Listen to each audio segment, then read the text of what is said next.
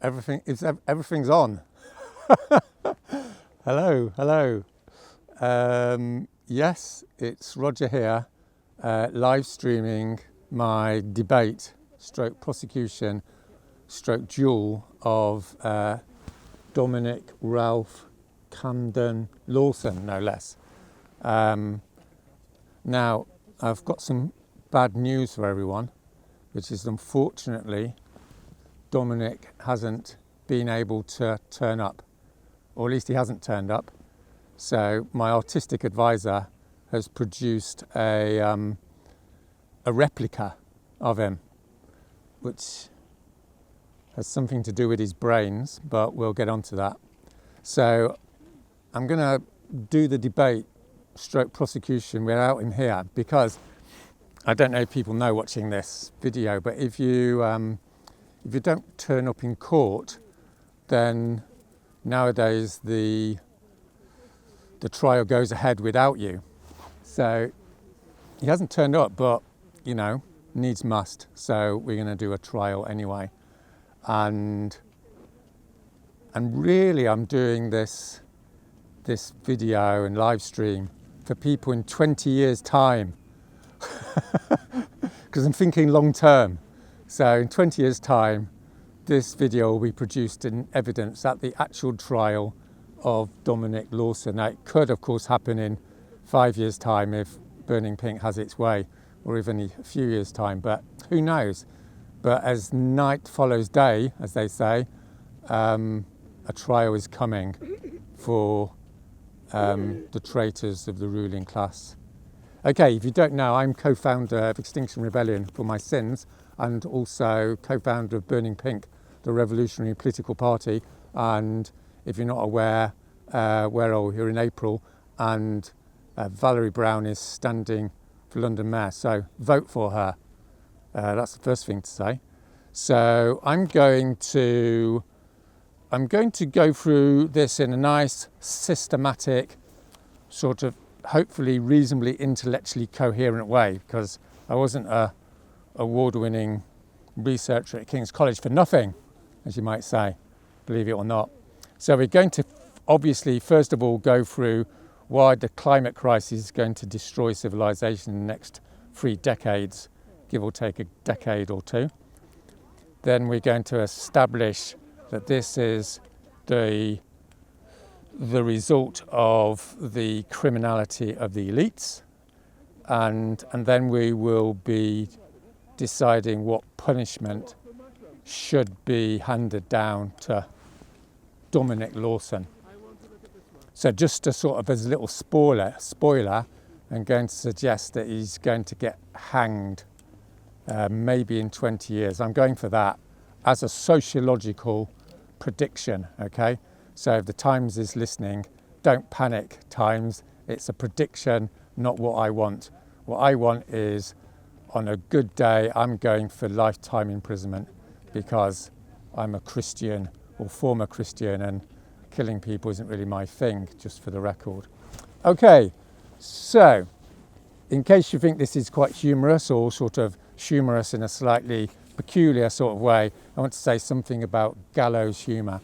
So one of the things which sort of dawns on you after you've been reading 2 or 3 science papers every day for 5 years like I have, is the whole thing's hilarious in a sort of gallows humour sort of way.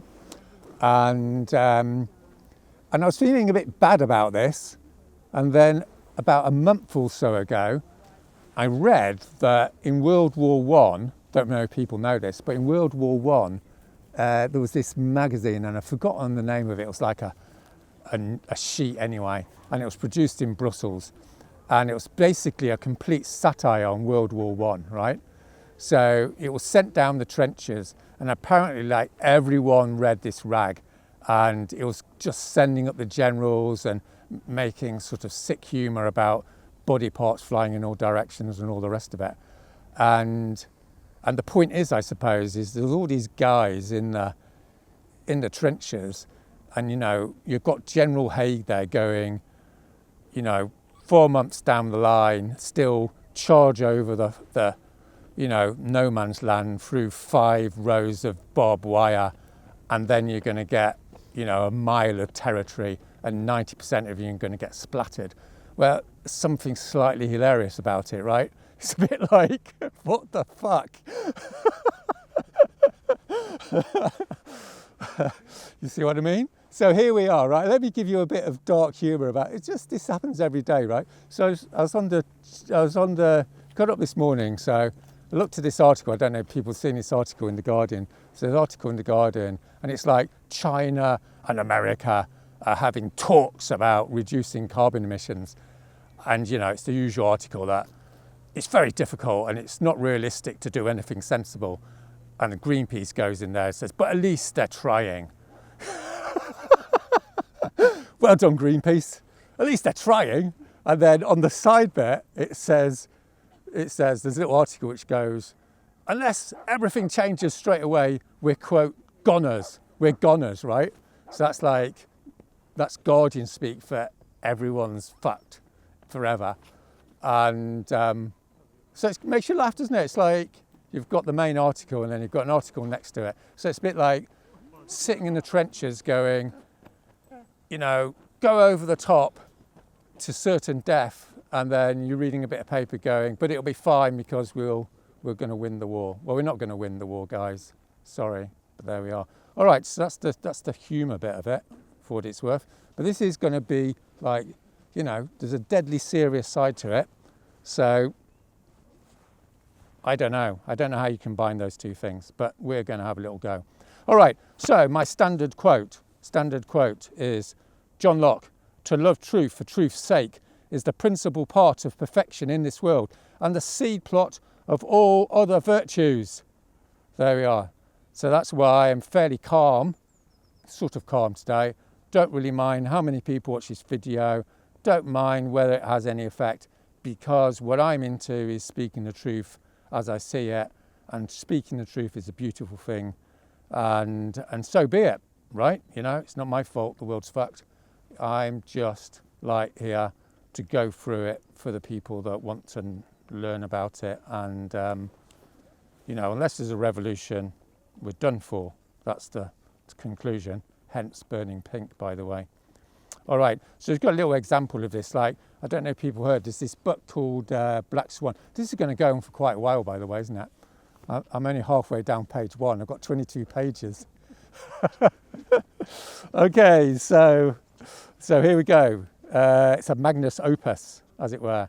So there's this author of this book called The Black Swan. I've forgotten who wrote it. Anyway, so there's an author in there, right? There's a writer, and she's in the Soviet, bloc in 1985, and no one's going to hear about her art. It's just no chance, There's no stress because no one's going to find it. So she's really happy because she's just going to write a genius book. And of course, the twist of history is she writes this genius book, and as the Berlin Wall falls, and she becomes dead famous anyway. So it's that sort of spirit we're talking about things today. Okay, so contention 1. Okay, this is about criminality, not politics, okay? So everything I'm going to say here, because Dominic Lawson, if you don't know, he's a conservative, supposedly, but everything I'm going to say over the next hour or two is basically going to be fine with conservatives as far as I'm concerned, right? It's not about politics, it's not about socialism, it's not about capitalism, it's about, is it a good idea to murder billions of people? Well, probably not, right? So that's the first contention. So I'm going to sort of orientate this around a sort of conservative viewpoint, as you might say, broadly speaking. Why not? And I'm going to do a sort of pseudo-ish courtroom routine, right? So I'm just going to have some of my juice, just to say, for all the people watching this in Texas in their bedsit who like to do unpleasant comments on YouTube, this is not, I didn't buy this plastic bottle, okay? Okay, didn't buy the plastic bottle. So please don't leave comments going as a hypocrite because he's drinking out of a plastic bottle. All right, back to where were we up to? Okay, principle. So I'm going to go some principles. So these are things that everyone should accept, right? Unless you're totally psychotic or dumb or something. You've got to accept these principles. And then you've got to look at the facts, right? So we're going to look at the facts. That's pretty straightforward. Facts are facts. And then we're going to interpret the facts and decide what the judgment should be of our friend Dominic Lawson, who, as you say, we're being a bit prejudiced here. We're creating a little bit of subliminal messaging, aren't we, Ramon? Because the guy hasn't got any brains. But don't let that affect how you think about what I've got to say. All right, so off we go. Death exists. The real world exists, okay? Death exists, the real world exists. Sounds pretty straightforward, right? If you throw your child over a cliff, she dies, no dispute about that. If you put a pillow over your 5-year-old for 5 minutes, you're going to kill your child, right? It seems pretty straightforward, pretty obvious. If you put poisonous gas into a classroom, all the children die. If you bomb a city, people die. If you take all the oxygen out of the atmosphere, everyone dies, okay? Is that all right? It's pretty obvious. Okay, so, okay, but killing people might be okay, right? So you've got to have a good excuse though, right? Got to have a good excuse. So that's the other thing. That's why you have the law, right? It's like, I killed someone, but maybe you had a good excuse. So you've got to go to court and argue your case. All right, so all these things are pretty related, but precautionary principle, right? So there's lots of discussion around the precautionary principle, but the bottom line is everyone agrees with the precautionary principle, right? It's just a matter of how precautionary you want to be. For instance, right? You've got a 5-year-old daughter. Do you let your 5-year-old daughter, walk within 50 centimetres of the Seven Sisters cliffs that I was on yesterday near Eastbourne? Probably not, right? Probably not on that one. Okay, so let's take another one. Okay, someone builds a bridge and they go, there's a 50% chance it's going to collapse in 5 years. Nope, no, we're not going for that. That's precautionary principle on that one, right? Okay, so the famous one, some famous scientists did this one, okay? So you've got your kids and you take them to the plane and the person in the plane, the what do they call them? The pilot, that's the one.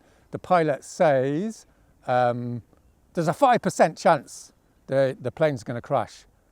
So that's a no-no, right? Okay, 5%. So the point is everyone believes in the precautionary principle. So the question is how much precaution you want to take, right? So we're going to talk about that. Seems reasonable. So then, like, if someone puts your child on a plane and there's a 5% chance of them going to crash, right? And they land safely, is that okay? Let's think about that one. So they put your kid on a plane, there's a 5% chance they're going to crash and they land, and they're going to put them on another plane like 2 days later. What do? You go, well, that was all right. No, of course you don't, right? You take them to court for criminal liability, right? You just took reckless risks, right? Every Tory MP agrees with that, for God's sake. I mean, that's what Tories are supposed to believe in, isn't it? There's criminal liabilities out there. People do bad things. There's bad people in this world, and bad things should happen to them. That's the Tory Conservative viewpoint. Right, so it's all no-brainers, right? So we've got an example of this with COVID, haven't we? It's like, do you want to have 30,000 deaths, 100,000 deaths in Brazil, or do you want to get everyone to wear masks? Well, on balance, we're going for masks unless you're a fascist, right? So even the Tories agree with that one. Okay, so then we've got criminality in time, right? So this is an interesting one, isn't it? So let's say someone, you're in the pub and your mate hits someone in the face, right? That's pretty bad. But then someone comes in and says, I planted a bomb, right, in the loo somewhere, and it's going to go off in an hour, right? So which is the worst thing? It's like, okay, so someone's just hit them in the mouth. He's got, he's going to have to go to A&E for 2 or 3 hours. Or there's a bomb that's going to blow up 300 people in the pub. But it hasn't gone off yet, right? It hasn't gone off. So that's all right, right? No, it's not all right, right? It's like, this guy's a psychopath. He's got to be arrested. You've got to find the bomb, even though it hasn't gone off, right? Pretty obvious, right? So even if something hasn't happened, if it's going to happen at some point in the future, then if you know it's like beyond bad, then obviously it's bad, right? And also it happens in reverse, doesn't it? So this is, Dominic, listen to this bit, right? This is important. Okay, so it's like, if something bad happened in the past, right? You know, if someone's murdered someone like 10 years ago, you go to the police and say, you know, that person's murdered my son. And they go, the police don't go to you, well, you know, it was 10 years ago, so just let it pass. It's like, no, you know, it happened, right? So you've got child abuse, haven't you? You've got all these people 20, 30 years ago, they were raping kids and stuff. And you're going, right, those people have to be in court. So everyone agrees with this, particularly Conservatives, of course, because Conservatives are into law and order, including Dominic. So what we need to establish is, if someone's going to do something terrible in the future, you want them in court now. And if someone's done something terrible in the past, you want them in court, right? So, you know, let's say Dominic, we don't want to prejudice things immediately, but let's say Dominic has facilitated the destruction of British society in 20 years' time. They're not going to go, well, Dominic, you know, let bygones be bygones, right? They're going to go into court, Dominic. Sorry about that, mate. Okay, so that's a big one. So certainty and predictability, right? This is we're getting a little bit complicated now, but this isn't, you know, it's pretty obvious. So here's the scenario, right? You're in medieval, the medieval Alps, right? And you've got wolves. So you're a shepherd, right? So you're out there with all your sheep, and the village is nearby, and you see the woodland, and something sinister happens. 3 wolves come out of the forest, dun dun dun dun dun, and you're thinking, oh my God, 3 wolves have come out of the forest. But you know, right? You know that wolves always work in packs, right? So there's 40 wolves usually in a pack, okay? And there's an outlier chance that there's like 80 wolves, because sometimes, you know, it's a really big pack. So what do? You run up the hill. What do you tell everyone in the village? Okay, so you're absolutely certain there's 3 wolves. So do you run up to the village and go, hey guys, there's 3 wolves? And everyone goes, well, you know, there's only 3 wolves. No, of course you don't. You go, right, there's 3 wolves, but we know that if there's 3 wolves coming out, there's going to be 37 on average coming after them, right? There's usually 40 wolves, and that's going to wipe out all of the sheep, right? So you could say that, or you could say, you know what, there's 3 wolves, and there's an outlier chance of there being 80 wolves. Now, if 80 wolves come out, that's it. It's the end of the economy for the village. It means the whole thing's kaput. So what's the most important thing? Well, obviously not the 3 wolves. You know, arguably you should be saying the most likely scenario is there's going to be 40 wolves. Or if you're going to be really sensible, right, really responsible, really conservative, and look after the economy of the village, you've got to say, guys, there's possibility of 80 wolves. So that means everyone has to drop what they're doing, and, you know, they can't make any money that day. They've got to run down run down the hill and stop those wolves from coming out. Okay, so in other words, what's certain is not what's most likely, right? This is probably the most important, like, analytical point I'm going to be making, because we're coming onto this quite a lot. Okay, so, next thing, structure and superstructure. See, it's getting a little bit complicated now. So, structure and superstructure. So here's a story, right? So you're having a picnic in Hampstead Heath. Here's Hampstead Heath, right? And you've got a nice table, one of those nice, you know, pop-up tables. And you've got 2 things, right? So you've got everyone sitting around on the table, and someone knocks over a glass. So it's a little bit of a crisis, right? Because the glass is knocked over, and, you know, someone's got a little bit of wine or beer or whatever it is in their M&M hummus. So it's a problem, right? But then something happens, which is a dog comes up and knocks the table, the leg of the table, right? And it's one of these collapsible tables, and the whole table collapses. So everything on the table goes bang, right? Collapses.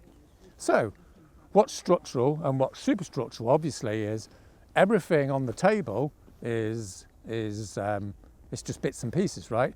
The real problem is the dog, because if the dog comes up and knocks out the table legs, then everything goes, right? So if you're going to be like reasonably clever and certainly conservative and realist about it, then you've got to acknowledge there's a structural thing out there, and then there's a superstructure thing. So for instance, like, okay, so if you're looking at the real world, you've got social things like, you know, if all the football stadiums have to close, that's fine, but that's not going to affect like people walking in the park, is it? It's like a social thing. However, if there's no food, there's going to be no one playing football because they're going to be starving, and there's going to be no one in the park. In fact, there's no one doing anything, okay? So usually, right, how people think about this is at the top of it, you've got the social stuff, right? Because that affects nothing that dramatic. Then you've got the economic stuff. That's why people think about economic stuff, because if there's an economic recession, right, that affects everyone, right? But below the economy, you've got the natural world. And the natural world means, you know, if there's no oxygen, everyone's dead in 3 minutes, for instance. Or if there's no food, everyone starves to death. Or water, right? If there's no water. So it's worthwhile thinking about that. You can see where I'm going probably. Okay, limited options. Here's the limited options, right? So you're going in a car, you're going round a bend, and suddenly your car swerves off the road and it's a cliff. It's like one of those James Bond movies, right? And you've got two options, right? You either bail out of the car, in which case you're going to break your arm and, you know, just roll all over the place on the concrete, or you can stay in the car and it flies off the cliff. Now, the point here is there's not the option of staying in the car and going around the curve, right? Sometimes, being a real conservative realist, sometimes life gives you limited options, guys. You know, grow up, stop being one of those, you know, snowflake types. The situation is you're in the car, you either bail out of the car, break your leg and your arm, or you go to the cliff and die, right? Sometimes the world's like that, you know, life's difficult sometimes.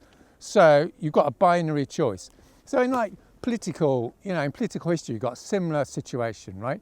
You know, for instance, in 1939, it's like you've got Hitler and everyone's like pretending that it's going to be all right. We just need to appease the guy. And you've been appeasing him for like 10 years now, or since 1930 anyway, or whatever. And you're going, oh, he's just going to conquer a bit of Germany and everything will be fine. And then suddenly in 1939, I think it is, he conquers Czechoslovakia, right? And suddenly you don't have any options, right? You've got the mad option of just appeasing him again. Well, no one's going to do that because he's obviously a really nasty piece of work, to quote someone. Or you're going to have to go to war, right? So sometimes there's limited options. So another example is like, you know, again in the 1930s, like you're either going to, capitalism's collapsing all over the place. So lots of conservatives went, okay, so we've got two options here. We're going to have fascism and chaos and social collapse, or we're going to have some sort of socialism to hold society together. So Roosevelt, in the 1930s, people might know this, Roosevelt said, hang on, capitalists, the only way you're going to save capitalism is by having a little dose of socialism. And all the conservatives accepted it, right? Because otherwise you're going to have a whole fascist mess. So there you are, limited options.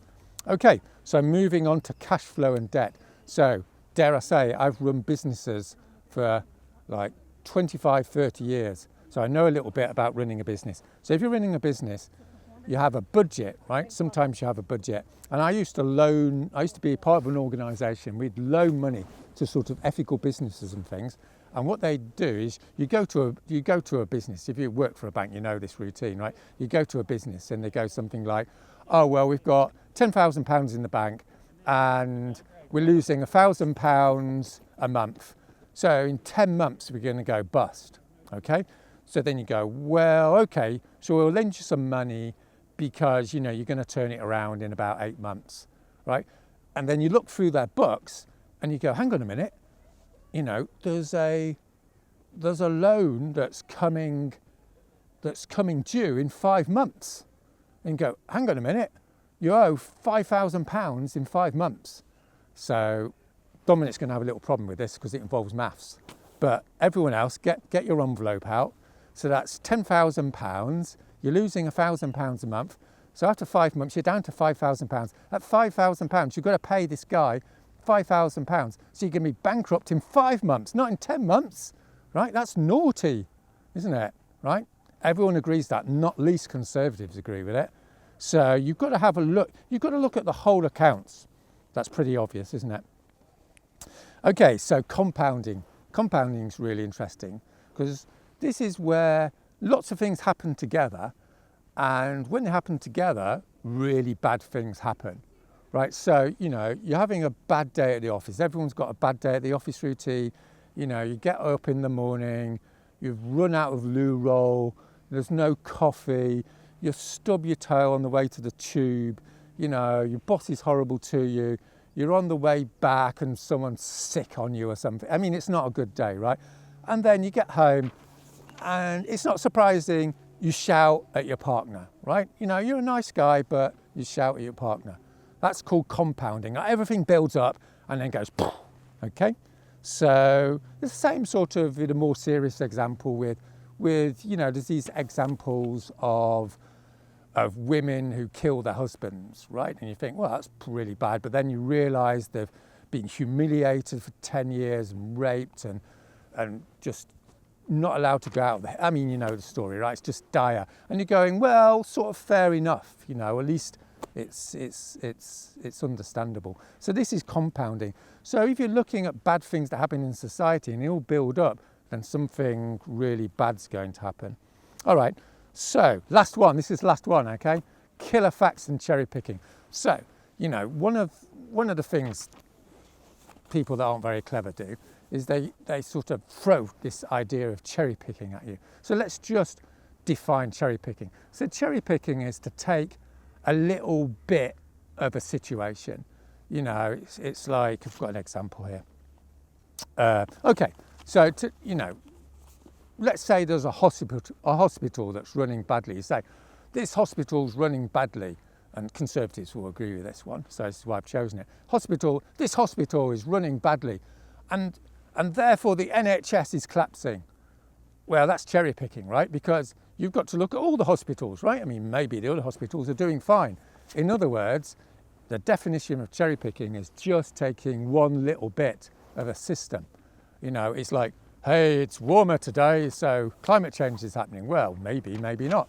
You need to look at the whole situation over a period of time. So you need to look over time and you need to look over space, right? All the hospitals in London over 10 years and you're going to get yourself a decent stat. In other words, whole system analysis. Okay, so those are some principles. And those of you that know about climate change are sort of going, oh yeah, we know about these. So, but everyone agrees with that stuff, okay? I mean, there's nothing controversial there, is there? In fact, if I was a conservative watching this, and I'm hoping some conservatives are, and certainly will be in 10 years' time, they'll be going, well, at this stage, Roger, we're all with you. I mean, I went on a right-wing chat show, YouTube chat show, and they were going, yeah, they agree with all the principles. Okay. So I'm going to go through a whole load of facts. Sorry about this, but you know, facts are important, as right-wing people say. Facts are facts. So here we go. Killer facts. So what I'm trying to say with killer facts is these are whole system facts, okay? We're not messing around with, you know, it was a little bit hot in Ontario last April. We're looking at the whole damn system over the whole of the last 10 years, for instance. So if you ask scientists about the killer facts, there's 2 or 3 things. So the first thing they want to talk about is CO2 in the atmosphere, okay? So this is like the whole atmosphere, and CO2 is the worst gas, and that's what's driving climate change.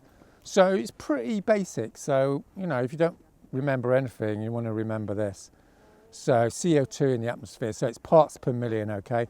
So we're approaching 420 parts per million. So we're just doing facts here. I'm going to do the implications of the facts a little while in the next section. But no one can disagree with that. It's there. All the scientists are saying it. All the conservatives watching this are going to go, fair enough, we're approaching 420, you know, 415, whatever. We're on that scale. Again, you can't dispute this. In 1960, we're around 310 parts per million. By 1990, it had gone up to 350, which is apparently like the no-go over that point. And in 2021, we're approaching 420. So again, get your envelopes out, guys. So that's over 30 years. It went up 40 parts per million from 1960 to 1990, okay? And then, if I've got my maths right, the next 30 years, it's gone up 70. In other words, point 1, it's at 420. Point 2, it's accelerating, right? And you can have a look at the graph, look it up on the internet, it takes you like 30 seconds. It's consistent, none of this wobble business. Okay, so it's gone up 60% since 1990. So since Dominic and his elite have been in power for the last 30 years, I mean, Dominic's 54, so when Dominic was 34, nope, I've got that wrong. God, correct me if I get something wrong. 24,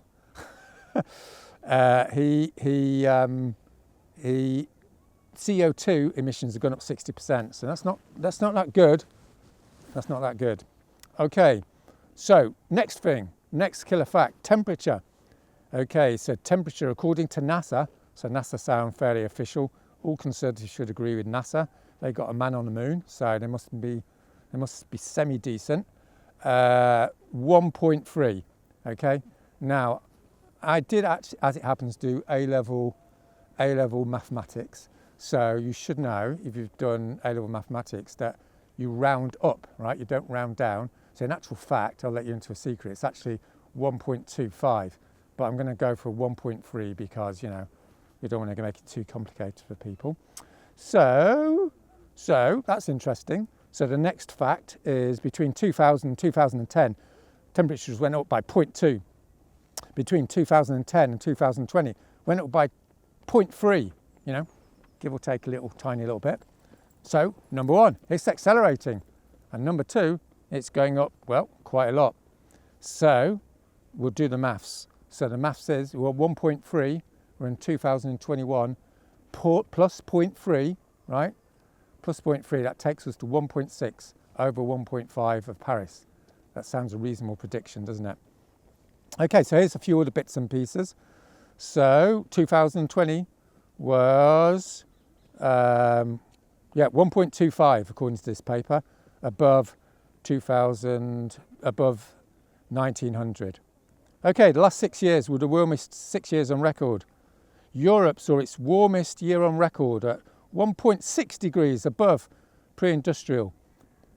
And that was 0.4 of a degree above 2019, the previous warmest year. Okay, so the largest annual temperature deviation was over northern Siberia and the Arctic. 6 degrees above average. 6 degrees above average. Okay, so here we are. I'm gonna quote because I don't want anyone thinking I'm making this up.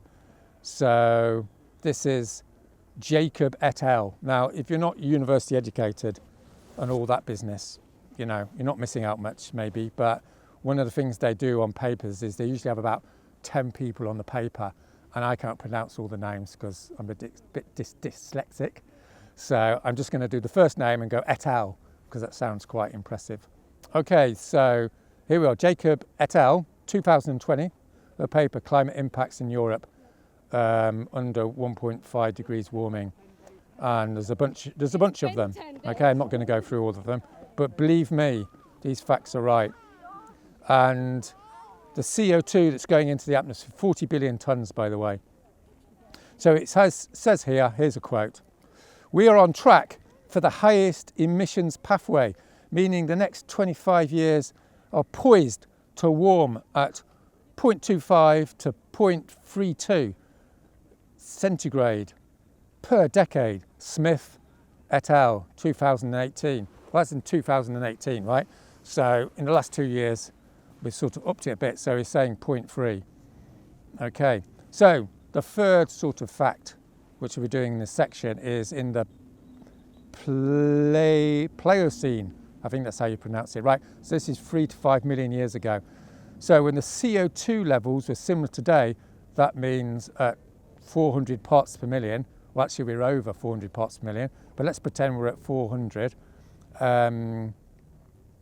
Temperatures were 2 to 4 degrees higher than pre-industrial, okay? 2 to 4 degrees higher. So, oh yeah, and sea levels were 20 to 25 meters higher. Okay, you can't dispute that. So this is a bit like going to get a car, and they look at your car and they go, that car's going to crash, and you say, well, prove it to me, and say, well, the last 10 cars that were in that condition all crashed. So it's like, take it from me. This one's going to crash as well. So the Earth is the car, right? The Earth's crashed quite a few times in the past. So we're heading to 2 to 4 degrees C higher, even at 400 parts per million. And we're going up about 2 to 3 parts per million every year. So go and do the maths on that. Okay. So here we are. Let's do a first quote. Sir David King. So Sir David King, he's going to feature quite a lot. He's the former chief scientific advisor to the United Kingdom, right? So he was top dog basically in the Blair and Brown administrations on the science front. Okay, so this is what he said. This is about 2 weeks ago. We are today at just over 500 parts per million of carbon dioxide, methane and NOx, that's one of the other greenhouse gases. We have already passed the tipping point for systemic Arctic and Greenland systems change. We are already into a negative carbon budget. There is much discussion about how much carbon budget there is left to burn. There is none. There is none. We have already burned far too much and need to go into reverse. So, Sir David King, no less. Okay, so incidentally, if you don't know, this is one of these little accounting errors, right? What we want to look at on the accounts, right, is all the debts, right? All the stuff that's going out. So not just CO2, we want the whole bloody shaboodle. So that's actually methane and a few other bits and pieces. So if we include that, then it's 500 parts per million. 500 parts per million, not 420. So we'll come on to that. All right, so that's your little budget. So he's saying there's no budget, which is, a bit of a no-brainer, dare I say it. So what we're going to do next is, that's, how bad things are sort of getting. But there's this thing that I'm going to call debts, because being a businessman and someone who used to give people loans, I'm looking at what actual debts have this company got, because Dominic here is running this big company called, Elite Dominated Corporate Earth Limited, and he's got some debts. So here's the debts.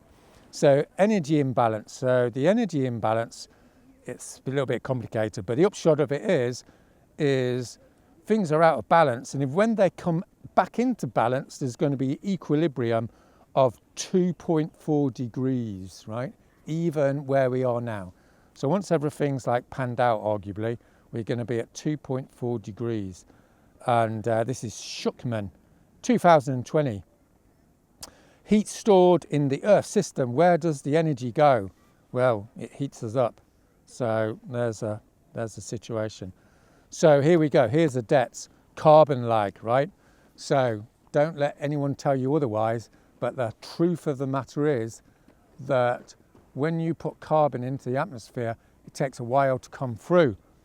Okay, so here we go. Oceans mix warm. Yes, so the oceans are moving into a warmer phase for the next 20 years. So this will increase warming by 5 years. So we've got to add on 5 years, according to Hanley and King 2017. In other words, there's all this heat that has to come out of the ocean. So according to a paper in Nature Climate Change, here we are, greater committed warming after accounting for pattern effect. So they're saying there's 0.75 to 1 degree centigrade still to come out of the system. So that's the debt, right? Okay, and then someone else, here we go. This is Catherine Rick and et al., 2014. So basically, when you put carbon into the atmosphere, the maximum amount of heating comes out 10 years later, but it's still coming out 30 years later. And so in other words, this heat we've got coming down today, that's due to the heat, the carbon that's put in the atmosphere 10 years ago. So here we are, I've got a quote. There is a significant time lag between action and effect, lulling us into a false sense of complacency while Damocles' sword? What's it called? Damocles' sword looms over our heads. This is Owen Mulhern in Earth.org. So you see the principle, right? You're losing all this budget and then suddenly, bang, comes down, oh, you've got another 0.5 degree, 1 degree from the carbon lag. Okay, so that's debt number one, is the carbon lag. Let's say, 0.5 of a degree to add on.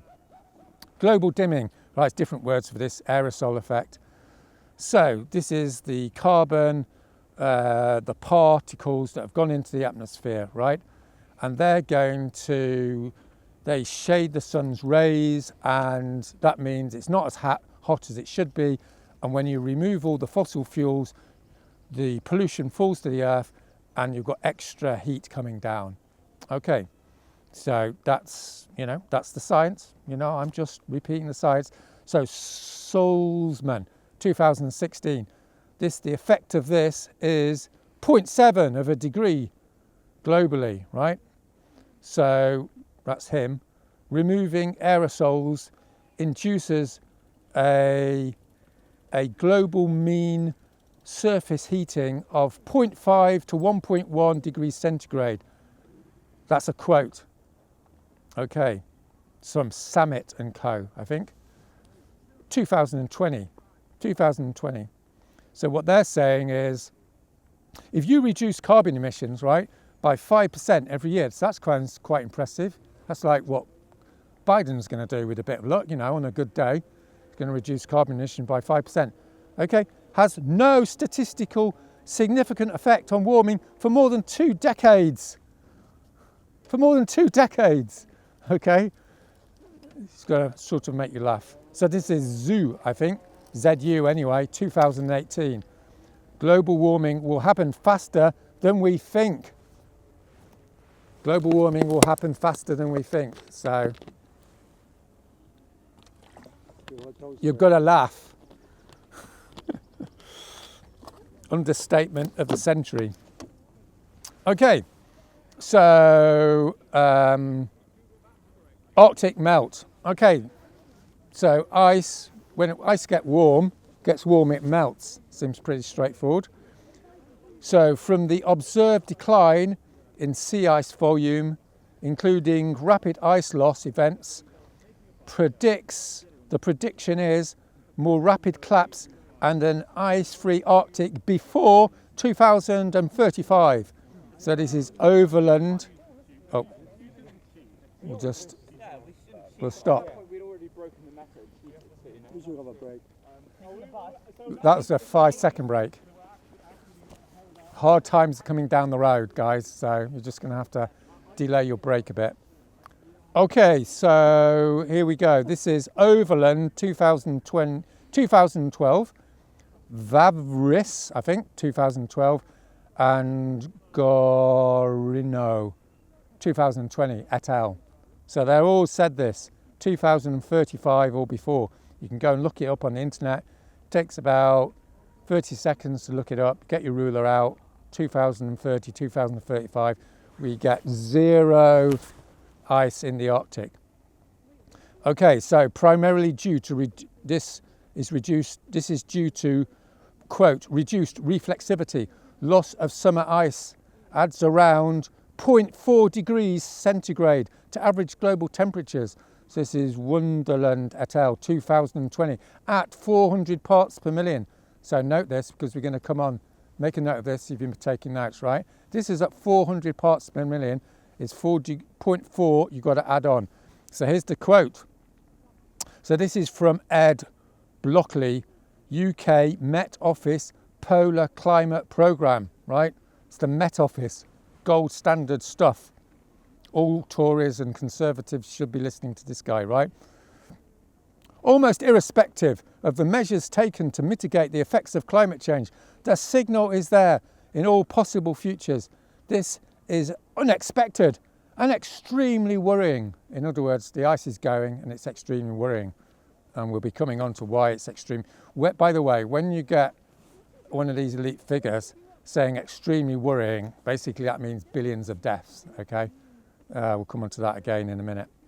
Okay, so climate models, blah, blah. Yeah, so I think we've stated the case on that one, haven't we? So just to remind people, we've done like the real core things, and we've done the debts, the things that you've got to add to the temperature increase. And now we're going on to extras. So there's the basic stuff, there's the debts, and then there's extras, right? With the extras, you're not really sure whether they're going to happen, but it's looking increasingly likely they will. So, you know, if you remember in the introduction bit, we were saying like, oh, you know, do you have 3 wolves coming out or do you have the 40? So really, I think you should include these items in your analysis if you're going to be like conservative, as you might say. Okay, so look, here we've got the Amazon. Amazon is 17% cut down. You've got 20 to 40% cut down. It's going to disappear because it collapses. It dies back. Okay, don't take my word for it. This is Lovejoy et al. 2018. Amazon tipping point. Science advances. I quite like that actually. Science advances. Okay, no comment. Okay, so recent studies have found that the Amazon has significantly declined in its ability to absorb carbon and may soon transition to a carbon source. So instead of transition to a carbon source, in other words, like instead of like taking carbon out the atmosphere, it's adding it to it. And 20 to 40% is the tipping point. So we're at 17. We cut down or rather that guy in Brazil cut down 1.7 million acres last year, all-time record or more or less. So within 10 years, I did the maths, within 10 years, we were at the tipping point. And I read somewhere, once the Amazon's gone, then that's 1 degree added to global temperatures. So add that to your envelope. And then we've got methane. Methane is coming out of the permafrost, potentially like 10% of emissions at the present time. It's going up exponentially. So here we go. At 2 degrees warming above pre-industrial, half of the permafrost is likely to be lost, right? That's the IPCC, so that's the official guys. At 3 degrees centigrade, there may be a total collapse of permafrost, right? That's 2015 paper, including to 1,600 gigatons of carbon equivalent, or approximately, this is the important bit, okay, 1.6 degrees of warming. 1.6 degrees of warming. Okay, so that's the methane situation at 3 degrees. Well, we sort of, if you've got your maths and you're adding everything up, we're heading over 3 degrees, right? So what else? We've got sea level. Sea level rise 1 to 3 meters by year 2100, Bama et al. 2019. This is where 10% of the world's population lives. Almost 3 billion people are in coastal communities. 250 million people live at less than 1 meter of sea level rise. 630 million people live below the flood level if you have 1 meter of sea level rise. Okay, so, and you remember 3 million years ago, the CO2 level meant that we're heading for 20 to 25 meters of sea level rise anyway, right? So that's London gone, apart from Hampstead Heath. So it should be all right here. But everywhere else in London, under our prestigious mayor, what's he called, Sadiq Khan, has facilitated 25 meters of sea level rise. Just have a pause there for dramatic effect. Okay, sea level rise could eventually rise tens of meters. Okay, here we go.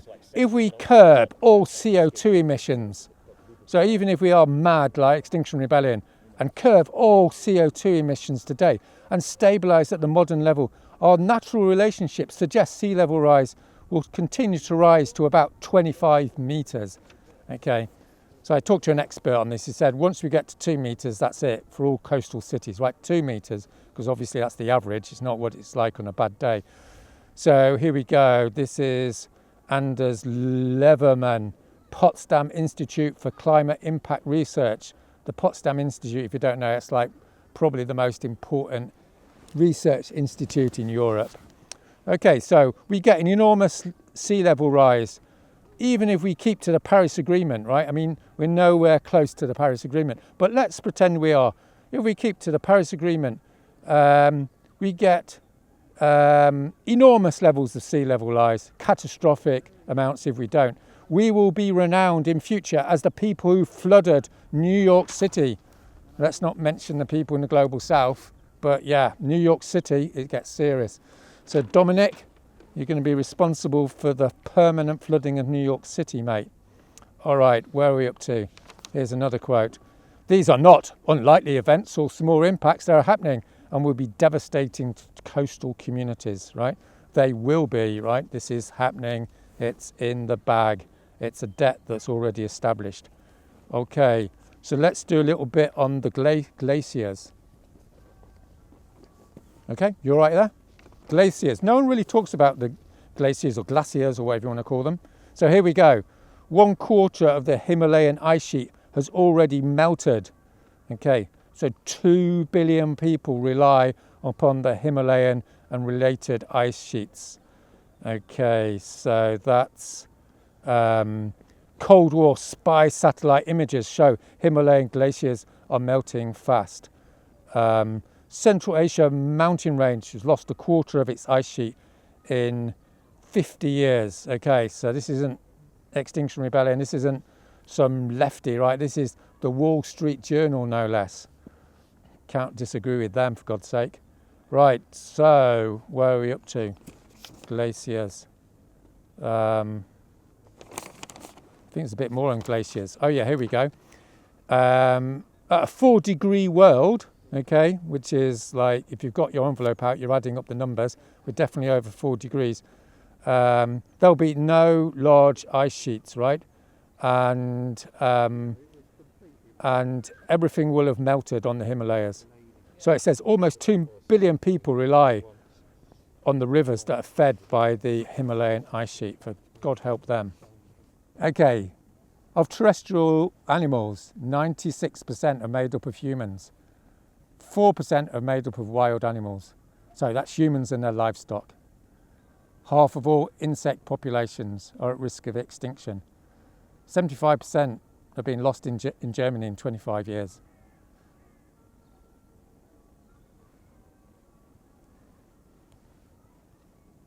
I've only got about 2 hours, so I'm gonna stop on that one.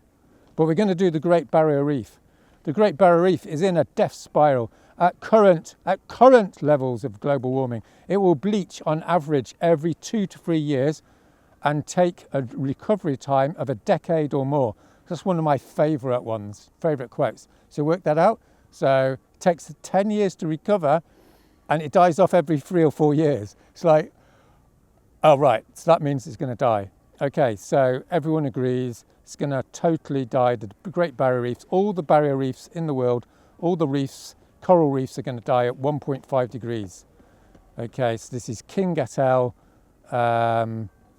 Nature Climate Change, Volume 7, pages 412 to 416. It's only 4 pages, so you can go and read it. 25% of the world's fish rely upon barrier reefs or coral reefs. So that doesn't sound very good for the people that have to eat fish. All right, so we're going to go on to the main subject, okay, which is temperature and food, because we've only got 2 hours or whatever time we've got. So we're going to focus on that because, so here we go, 2 degrees centigrade. At 2 degrees centigrade, it's 7.2 degrees in inland areas where humans exist. So that's a bit of a bombshell, isn't it? I'll do that again. 2 degrees centigrade, 7.2 in inland areas where most humans exist.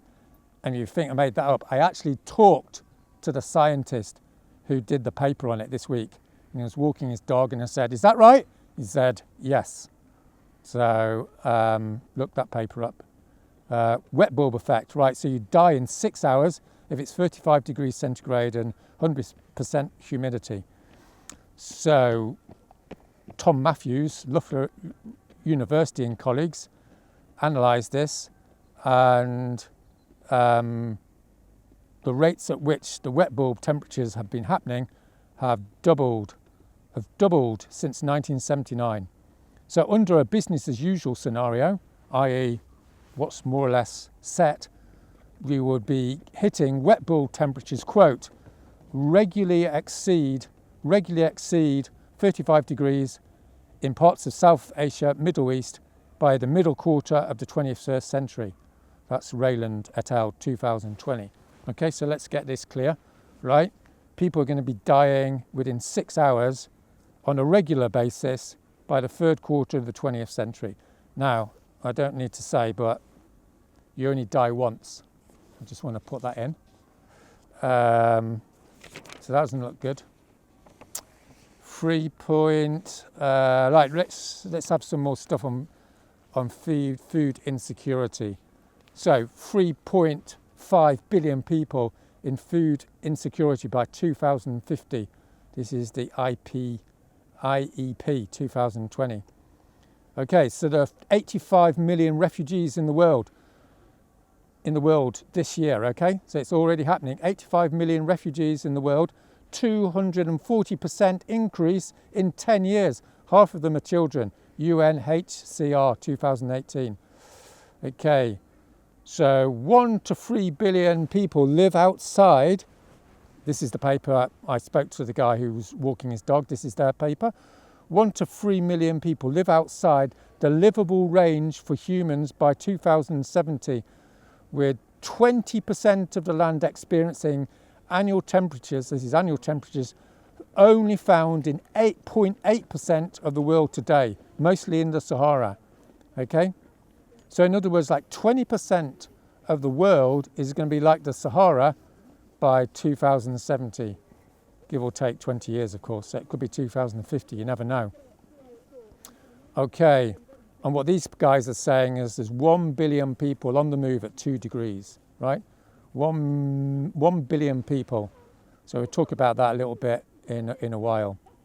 Let's do some other bits and pieces on temperature. So increasing temperatures reduce crop yields of the 4 major crops by 3 to 7% per degree centigrade increase, okay? So at 4 degrees, you're looking at 50% of wheat and corn being able to be grown. Okay, but it's happening already. Ray et al. 2019.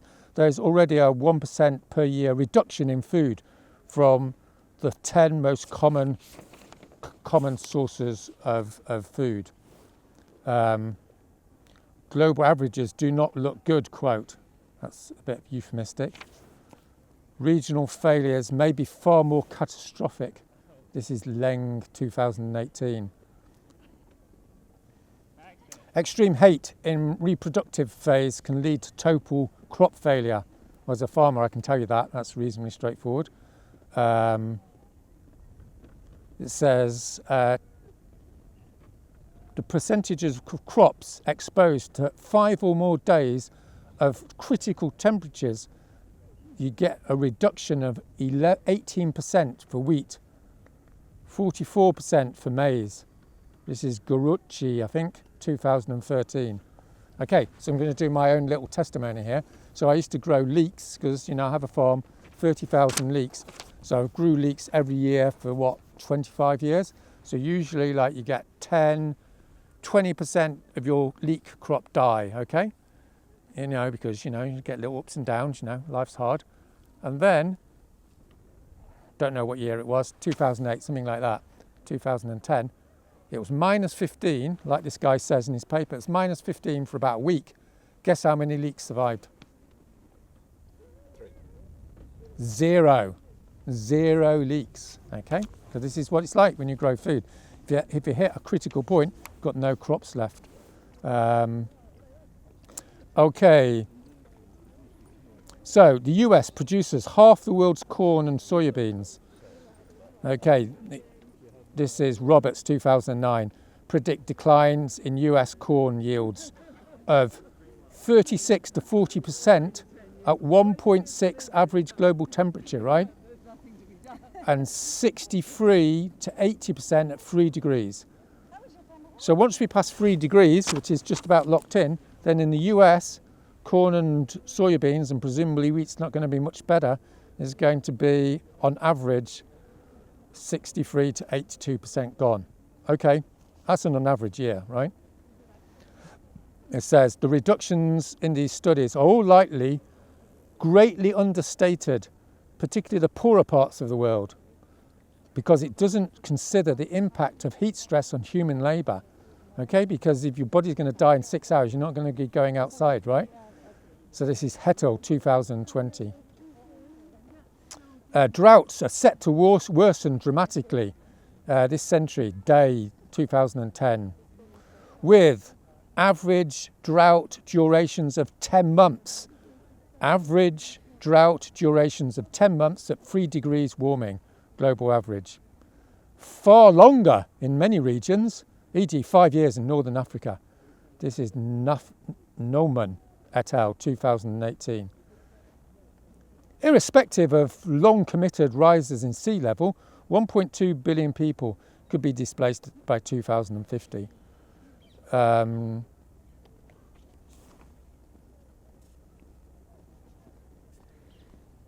Etc., etc.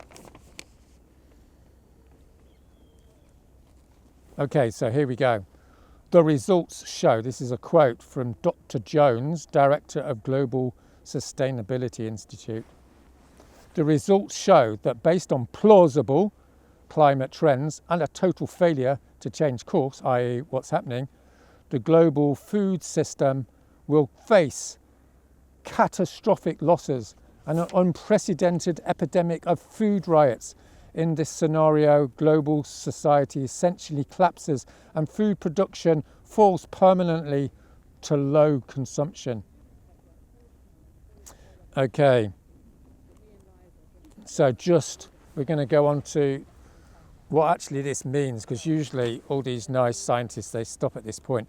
But Zimmer 2007, he actually pressed the G button, as it were, which is genocide. It says, they argue that genocide is often a rational response. You'd only find that in a academic paper, wouldn't you? Genocide is often a rational response to crisis, rather than just an ideological crime, and the climate crisis makes genocide more likely. Quote, thus far, most genocides in history have been related to one particular source, one particular resource, space, climate change will render large territories uninhabitable, since some areas will turn into deserts and coastal regions will be flooded. With this, tensions may rise and crises will be created. And genocide, this is a good bit, genocide might look like a feasible solution. There we go. Shall we have a little moment to pause there? Well, I'm running out of batteries, so we're going to have to go, but we've got 5 minutes pause. Well, let's shoot through the sort of the shit hits the fan bit, right? Because so far it's been easy sailing, guys. We haven't really hit the real stuff. So let's shoot through this, and then everyone can go and have a piece of toast and give a prayer that they've got toast to eat. And cry. And cry. Do whatever Dominic doesn't do. Okay, here we go. Let's go through this. Stat. Okay, Syria. Let's do Syria. 5 million refugees from outside the country, 5 million refugees in the country, 500,000 deaths. Okay, so a major drought, the worst on instrumental records, preceded and likely precipitated the Syrian civil war. This is Kelly et al. 2015. Large regions saw 75% crop declines, 80% livestock declines. The collapse led to 500,000 deaths and displaced 10 million, right? Fueling the rise of the far right across the world. Okay, so at a minimum it didn't help. Says the number of water-based conflicts has risen exponentially over the last century. This is Levy and Siddell 2011. So this was one a year in 1975, getting on for 5 a year in year 2000. So looking at quadrupling it since. Okay, so what we're basically saying here is we're heading towards genocides. So here's some genocides for you. Cambodia, right, in the 1970s. In Cambodian genocide, 25% of the population were killed in 2 years, right? 2 million people out of 8 million. That's what happens under social stress. Some papers suggest 17% were raped. Okay, Rwanda. 5 to 6 million people in Rwanda in the 1990s. 500,000, 10% of the population were hacked to death with machetes. I think it happened in about 2 or 3 weeks. 250,000 to 500,000 rapes. Congo in the 2000s. Social collapse in the Congo, 5 million deaths. 2 million rapes. Okay. So I talked to someone the other day. He said he'd talked to a head of the agriculture department in the UN, because, you know, I talk to these people. He said, if you think, words to the effect, okay? If you think 5 million refugees from Syria is going to be a problem, wait until there's 50 million refugees from the Sahel, right? So the Sahel, if you don't know, is the area below the Sahara, right? And there's already civil wars happening in just about all the countries there. All right, so here's a quote from Lumumba. This guy was ambassador from Sudan in 2009, chief negotiator for the G77, okay? So he's an educated man. This is the deal, right? This is the deal in 2009, so God knows what the deal is now. The deal in 2009 is this is asking Africa to sign a suicide pact an incineration pact in order to maintain the economic dependence of a few countries. It's a solution based on the values that funneled 6 million people in Europe into furnaces. Okay? It's a solution based on the values that funneled 6 million people in Europe into furnaces. This is a black African guy talking about what's going to be happening. Okay, and then there's the Maldives president. Anything above 1.5 degrees, the Maldives and many small islands could vanish. Well, they would vanish, okay? It's this reason that we tried very hard to stay the course in the last 2 days. Okay, I'm very sorry, but this has blatantly been obstructed by the big emitting countries. So what he's saying is, basically, you destroyed my country because you can. Because you can. You know? Welcome to history. Okay. All right, so we're moving on to effective extinction. Okay, so if you're not aware of this one, right, in the literature, this is what they're talking about behind everyone's back. They have this idea of effective extinction. So what it means is just about everyone dies, but a few people live. So we're going to talk about that. Now, I want to talk a little bit about dominoes, right? Because one of the psychological things here, we talked about this in the beginning, is if you look at some dominoes, you've got dominoes, 4 in a row. And the psychology is, you see, you're going to knock over the first domino, but your head can't really get around the idea that the final domino is going to get knocked down, right? It just seems ridiculous. But then you knock down the first domino and it's pretty obvious the next domino is going to get knocked down, right? And then once you've knocked down the next domino, it's pretty obvious you've knocked down the next domino, right? So if you go from, hey, we're having a nice day in Hampstead Heath, and we're looking at the effective extinction of human race, it's a bit like, no, not really. But if you start going through it step by step, then it's like, well, you can't avoid that conclusion, you can't avoid that conclusion, and so you're gone. So what we've done so far is we've said, okay, so we're at 1.3 at the moment, we've got 0.3 to add on, and then we've got the carbon lag, and we've got global dimming, and we've got the Amazon. So we're definitely going over 3, and then it's a bit like, that's really the first domino, right? Because once you've got to 3 degrees centigrade, it's not like, hey, well, that was interesting, let's all go home. It's like at 3, you trigger a whole load of other things, right? That's just the way it is. So, for instance, like, we've got methane, right? So methane's going to be coming out, so you've got to add another 1 degree centigrade, let's say.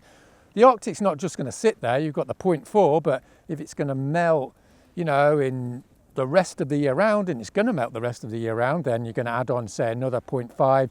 The Amazon's half dead, by 2060 or whatever, then it's all going to go, and then you're going to add on another 0.5. So you could be adding another 2 degrees centigrade. You see how it works?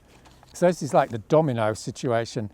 So the other thing is a bit like, yeah, well, I'll give you the quote. So this is the general gist, right? It's probably the most famous science paper of the last year or two, apparently. So it says, the Earth has broadly oscillated between 2 stable climatic states, hothouse and icehouse states.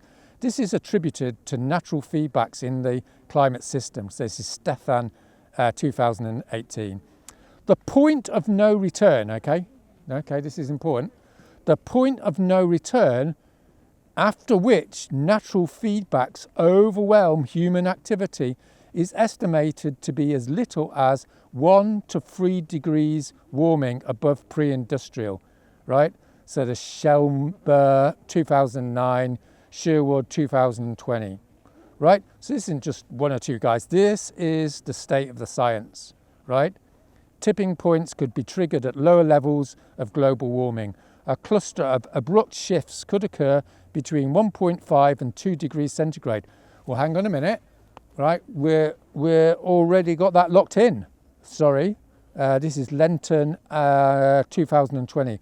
Climate tipping points too risky to bet against? Certainly are. So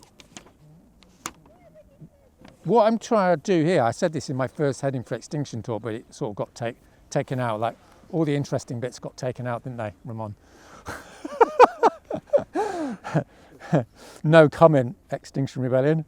Right, so there was a little bit in it. So I used to play like Monopoly with my kids. Everyone's playing Monopoly with their kids. You know the routine, you're playing Monopoly with their kids, and you know, your 6-year-old, you know, you're trying to get them into a good bit of capitalism, and you're going, right, oh, you've got 3 hotels, you know, on Pall Mall or something, all that lot, right? And you're thinking, oh, scary stuff.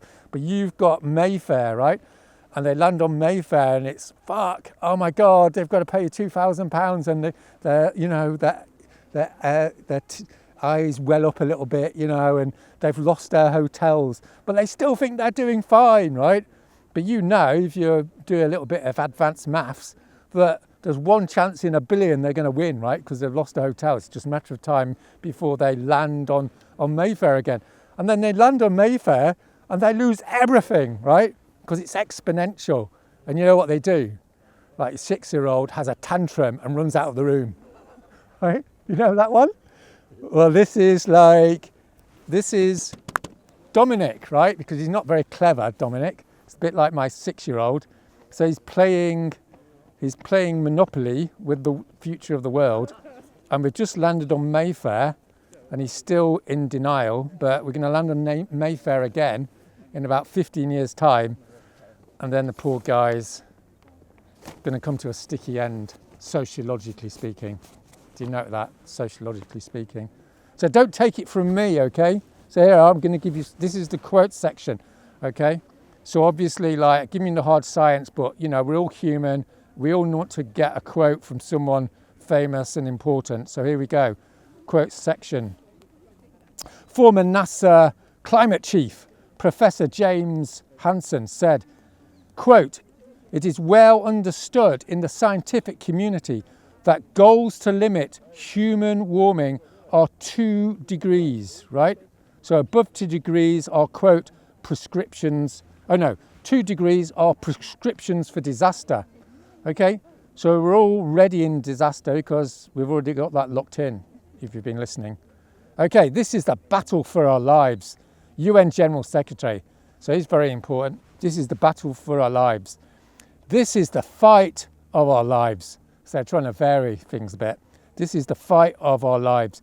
This is Patricia Espinosa, UNFCCC Executive Secretary, no less. So if they say so, it must be true. Okay, we need to move rapidly. What we do in the next 2 to 3 years, I believe, will determine the future of humanity. So this is our friend Sir David King a few weeks ago, 2021. What we do in the next 2 to 3 years will determine the future of humanity. So, by the way, there should be a sort of trigger warning here on euphemisms, right? The future of humanity is billions of deaths, if it's not already obvious. So here we are, James Bevan. Sir James Bevan, Chief Executive of the Environment Agency, February 2021. They're all coming out. The reasonable, you know, only elites could use the word reasonable, couldn't they? The reasonable worst case scenario for climate sounds like this. Much higher sea levels will take out most of the world's cities, displace millions, and much of the rest of the land surface will be made uninhabitable and unusable, right? So let's go for 50%. So 50% of the Earth's surface is gone. That's what probably our most famous working scientist is saying, Sir James Bevan. So that's 4 billion people are going to have to move. Okay, but don't take it from him. Take it from Her Majesty's Treasury, Dominic. Okay, you've got to listen to the Treasury, haven't you? So climate change is an existential threat to humanity. Without global action to limit greenhouse emissions, the climate will change catastrophically with almost unimaginable consequences for societies across the world. So they were probably in a committee wondering whether they wanted to put in almost or not, but they decided to because they don't want to upset people too much.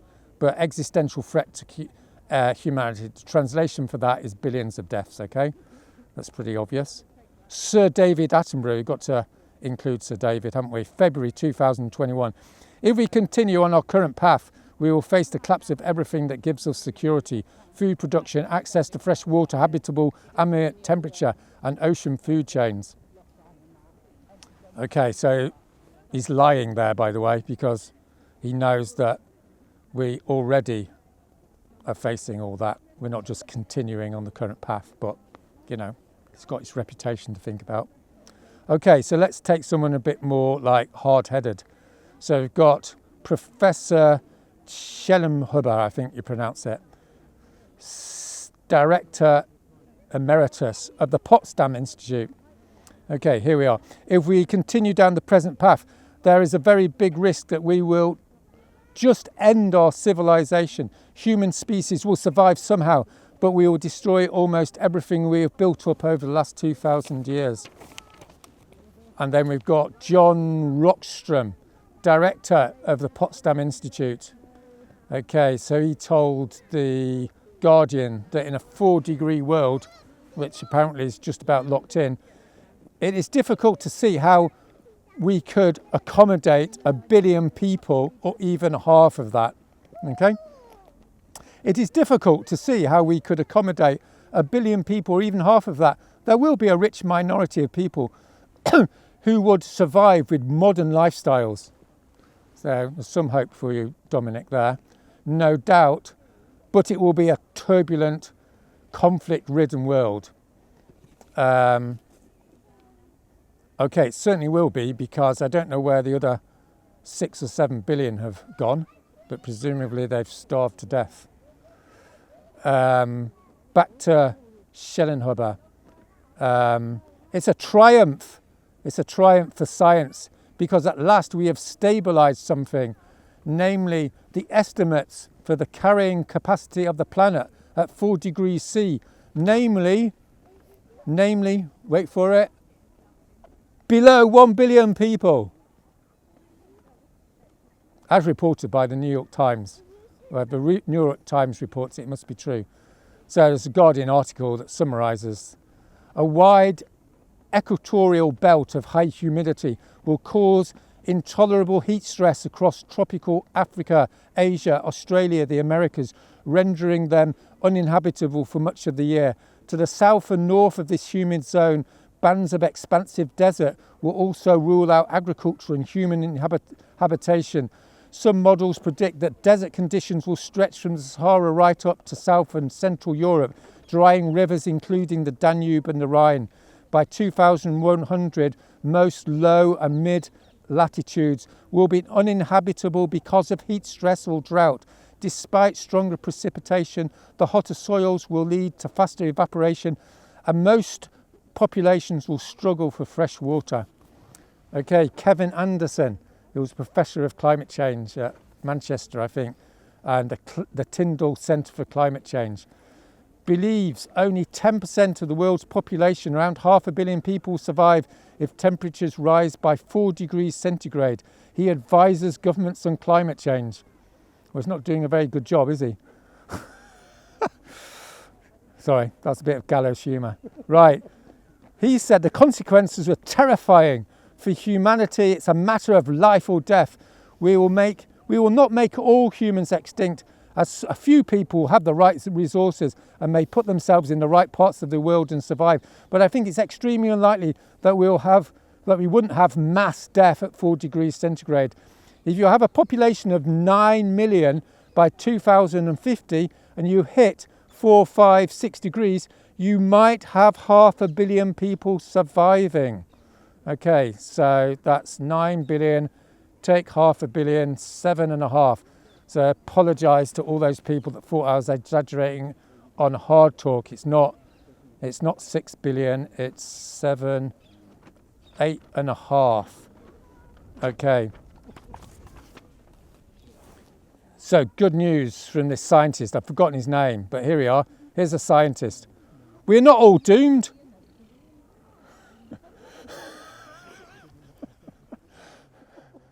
I'm sorry. We are not all doomed. An awful lot of people will die, but I don't see the species dying off. A hot Earth couldn't support much over 500 million, reported to the Scotsman.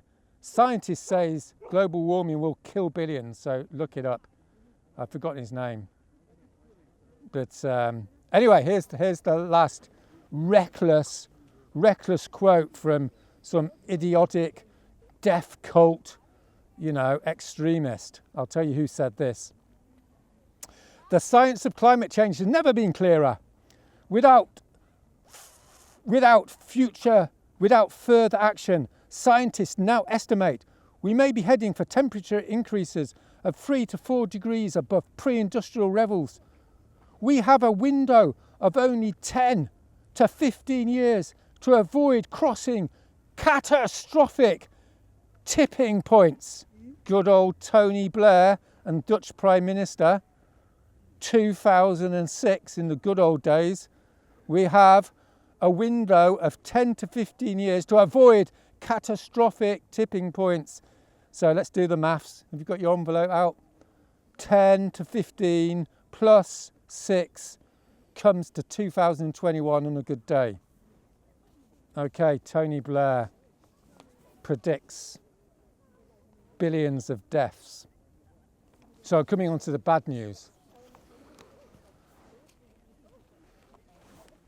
See, what people have to understand, if you're watching this video, hi guys, if you're watching this video, behind all the closed doors, when you talk to scientists behind the closed door, this is the deal, right? They're saying like, be catastrophic loss of life, billions of people die around mid-century, and everyone's going to be crowded around the poles, and then give or take 100, 200, 1,000 years, everyone else is going to die. Okay, so if you don't believe me, then here we go. Actually, this is an IMF working paper, 2019. Okay, so obviously a little bit euphemistic. This is the IMF, that great deaf cult, extremist, obscene, outlier. Okay, quote, there is growing agreement between economists and scientists that the tail risks are material. That means they're true. And the risk of catastrophic and irreversible disaster is rising, implying potentially infinite risks of unmitigated climate change, including, in the extreme, human extinction. Okay, there we are. IMF, Witzman, 2009. That's one of the papers it's based upon. So if you want to know how the billion or 500 million people die sitting in Greenland and Scandinavia and northern Canada in 50, 60 years' time, this is how it goes. Okay, so you're going to have to look this up because I didn't have time to look it up. But basically, phytoplankton dies at 6 degrees C. Okay, so without phytoplankton, the oxygen levels reduce from 25% to 12%. Okay, so this happened in the world's history. So this was in the first Heading for Extinction talk, but yep, you've guessed it. They took it out. That little detail, it's been taken out, but it's there in the record. Check it out. So at 12 degrees, in case you don't know, you can't breathe and you die. So in my book, that means human extinction. Then there's a small detail. There's 140 nuclear power stations on coasts. So we're heading for what, 2 to 4 meters of sea level rise. It takes several decades to close these things down. They go into meltdown. There's nuclear radiation all around the world. That means slow death of the rest of the people that live. And then, of course, we've got the small detail, we can't grow food because of heat and extremities. And then there's something about the ozone layer. Sorry, I'm not doing that. I haven't got enough time. You can look that one up. We're coming on to Dominic then. So that's case for the prosecution in 2035. So I'm going to make a prediction. Between 10 and 20 years' time, our friend Dominic is going to be in court. And although there's only 30 people watching this live stream, and maybe 2,000 or 3,000 people might watch this, who knows, yeah, something like that. So the good news is in 20 years' time, they'll be reading this out in a British court, prosecuting Dominic Lawson for crimes against humanity. That's the prediction. So this section, the last section, is about the culpability of Dominic Lawson. Now, I thought Dominic Lawson was, well, I won't say a nasty piece of work because that'd make me a hypocrite, right? But I did need to do a little bit of research. So I'm just going to go through our friend Dominic. So Dominic's he's an important guy. He's editor of the Spectator magazine and the Sunday Telegraph. He's educated at Eton and some other school I've forgotten, and he went to Oxford, studied politics, philosophy and economics. So he's one of these super intelligent people that has led the nation for the last 30 years. So you'd hope that he'd be able to do a little bit of maths, but apparently not. So here he is. I mean, obviously he could have an excuse that his dad was climate denier extraordinaire, but leaving aside that, because we don't want to blame things on his dad, do we? So let's just go on to what he said. So Lawson has argued against the scientific consensus that climate change for many years, claiming that global warming, okay, ready for this, everyone? Global warming is a good thing for species, including humans. A good thing for humans, okay? Suggesting man-made CO2 emissions have made the Earth become, quote, greener. Don't swear, please, Ramon. This is a respectable court of law. No fucking hells here. Okay, Lawson has argued that, quote, zero carbon mania is just so much hot air. For God's sake, get a job. Okay, obviously, Greta Thunberg is the prophetess of doom. Just happens to be right, but there we are. So, we don't want to use general stuff, do we? We want to go into something a bit more specific. Okay, so here we go. CO2 is a naturally occurring compound, like lead poisoning or something.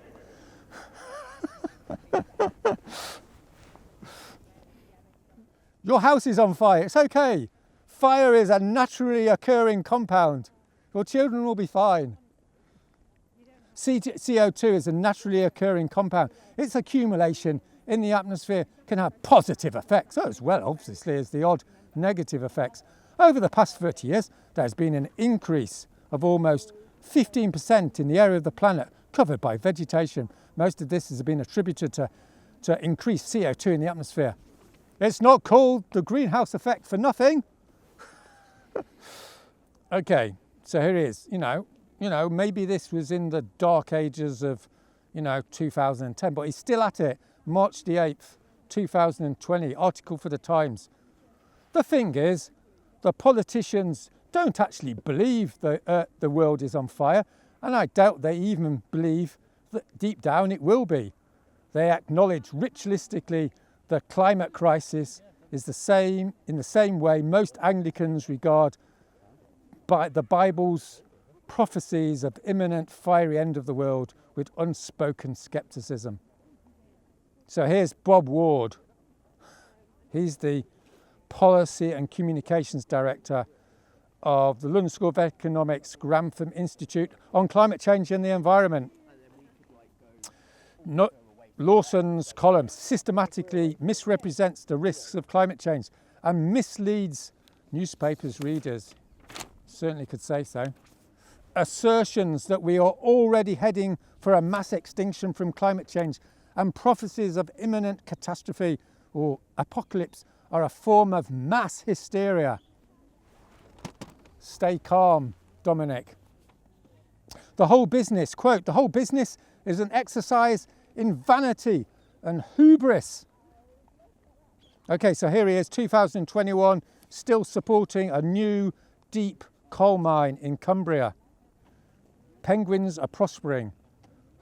And why is that interesting? Because this is the creature that is supposed to be the principal victim of climate change and consequent sea level rise. Lawson ends his article by saying, meanwhile, the penguins are loving the climate. Can we be forgiven for driving cars now?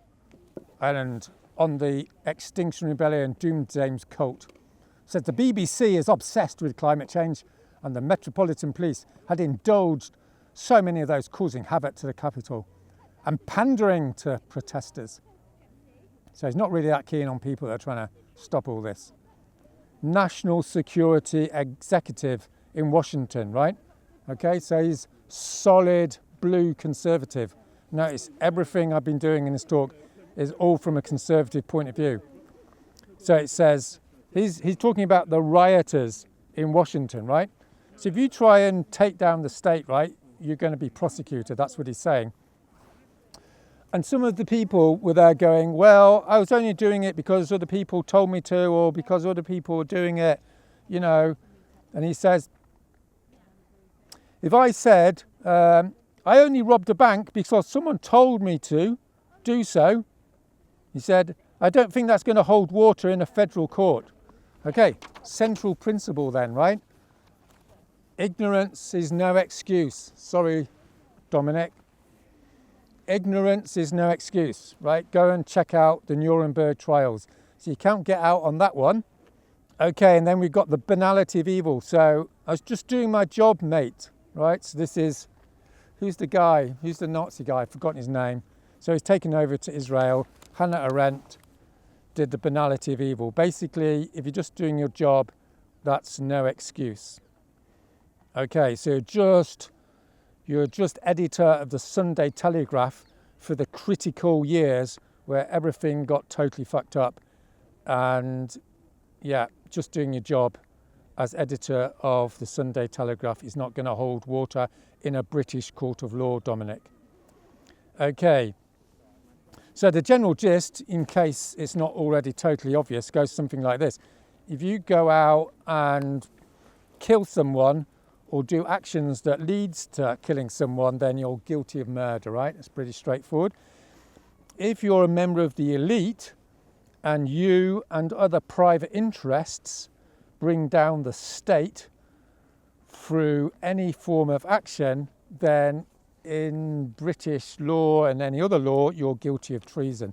So you're going to be tried for treason, Dominic, I'm afraid, because you and that proportion of the elites that denied climate change and the catastrophe that's now locked in are going to be tried for treason. So incidentally, like Charles I was tried for treason because he put himself above the law, right? And he was a treason against the state, had his head chopped off. And that's what happens to people that are traitors, or at least used to. So I'll come on to this in a minute. So we could also use like a case of child abuse, right? So child abuse, it's happened in the past, but everyone knows about it now. It hasn't been, you know, pushed under the carpet, hasn't been denied, appeased. So there's an analogy there. So obviously, just because you did this a few years ago doesn't mean you're not going to be brought to court. Okay. So what's going to happen? So here's the scenario, okay? So this is my sociological prediction is, now one of the interesting things, I just want to mention this, is there's been some controversy about Churchill and racism, and good old conservatives, they do this routine. They go, well, Churchill was a man of his time and, you know, lots of people were racist in the 1930s. So, you know, you've got to excuse him for being racist, right? So if you take that at face value, we can say, well, at the moment we live in a sort of civilized society and we don't have the death penalty anymore. But if you go back to the 60s or 70s or 50s, most people believed in the death penalty.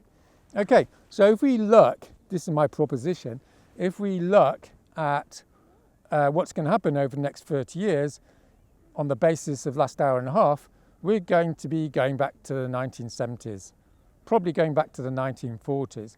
In other words, it's going to be loads of poverty, there's going to be loads of economic depression, you're not going to be able to travel around the world, you're going to have limited opportunities, life's progress is going to go backwards. So using the conservative argument, if you go back to the 40s, then society is going to get a lot more aggressive and brutal. So it's a fair bet they're going to bring capital punishment back in, right? Because, using the conservative argument, if you go back to that time, then capital punishment wasn't such a big deal. Or we could go back to the 1600s. If things get really bad, we go back to late medieval period. So in those days, when people did bad things, they tortured them and killed them. So I was reading a book recently, I think when the Mongols invaded India, they stripped the skin off the criminals and fed the bodies to the relatives. Okay, so let's hope we don't go back to the 1600s, hey? So I'm going to opt as a sociologist that we go back to the 1940s, and you're going to be in prison in something like 2030, 2035, and I'm saying on balance you're going to be hung. That's what I'm going for as a prediction. Now, what I personally think, right, because I'm a nice guy, I personally think what should happen to you is you should be put in prison for life, because I don't really believe in killing people either legally or any other way. But, I'm just some, nice guy from Wales. What's probably going to happen is you're going to hang. And if it gets really bad, then they're going to come for your family, and there's going to be no legal system, and there's going to be no court, and your family's going to be killed like they did in the good old days in the 1700s, 1500s. Okay, so let me make perfectly clear, right, as if I haven't made this clear 10 times in my videos already. I'm just a messenger. I'm just sort of communicating what's probably going to happen. So that's really my conclusion. So everyone who's watching this video, so you're probably sitting there at home going, okay, Dominic, lifetime imprisonment, being hanged, but there's a little sting in the tail, isn't there? Which is you're complicit if you don't resist on the basis of watching this video. So it's whoops, that's the bit where you choke on your coffee, isn't it? It's whoops, we're having a nice time, baiting Dominic in a nice British way. But the fact of the matter is if you're not resisting, then you're complicit, a bit like World War II. So there's going to be an email at the end of this video and you can watch it. You can contact people that are doing civil disobedience and take action. The other thing I want to say is as another little prediction, is what I've said in this video is really people on the right are going to get this as much as people on the left. So that's going to make me a bit unpopular. But I was talking to a Tory MP last week, dare I say, or 2 weeks ago. So we're having a chat about this. But in the French resistance, right, there was in the French resistance in World War II, there was reactionary conservatives and Republican socialists and communists, and they fought side by side. So this is my prediction, is the people that are going to get this aren't necessarily people on the left, because they haven't really been getting it for a long time, have they? Dare I say it. So the field's open to all those conservatives that are watching this. Okay, so when I did my first Heading for Extinction talk, this is a bit like Heading for Extinction talk with reference to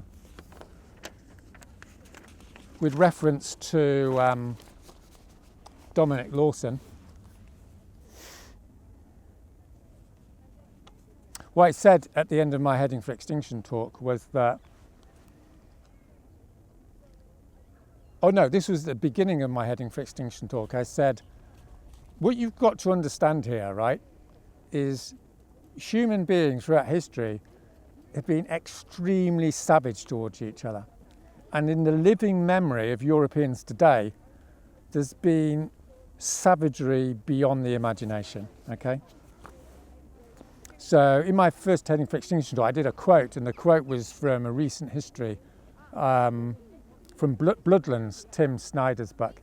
And in that book, he says that when the Nazis invaded the Soviet Union, they captured 3 million or more Soviet prisoners of war. And it was October, and they put them on wagons without any roofs, and they took them to the prisoner of war camps, and thousands of them froze to death on the journey. And then the ones that survived, they put them into the prisoners of war camps, and they starved them to death. So by December 2041, there were 3 million dead Soviet troops, okay? So this is like an example of what's coming down the line on that 50% of the Earth's surface that is going to be in continuous war, continuous social collapse. This is what people are going to be doing to each other. And then what happens because of compounding, i.e.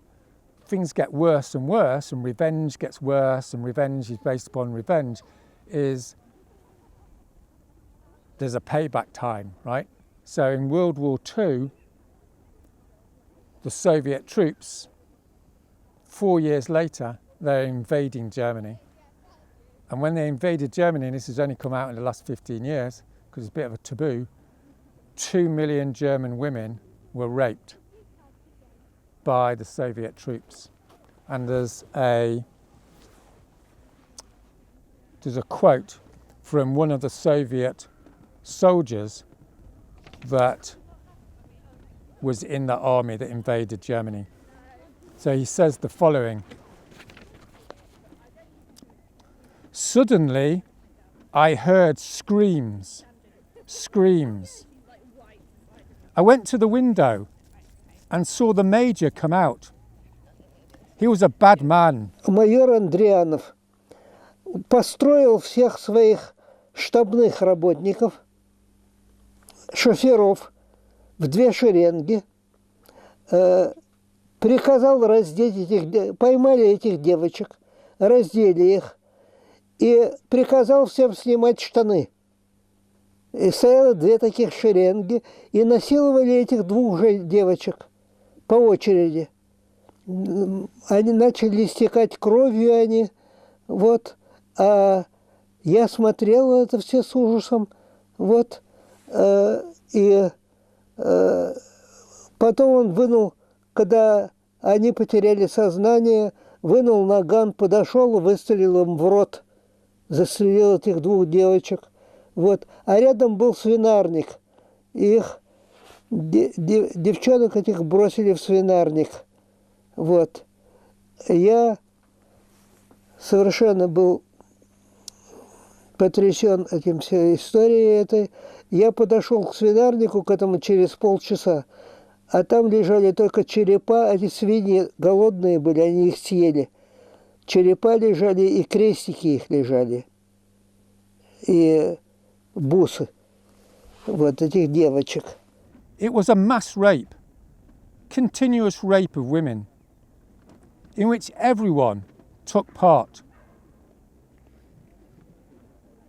That's it. Cut.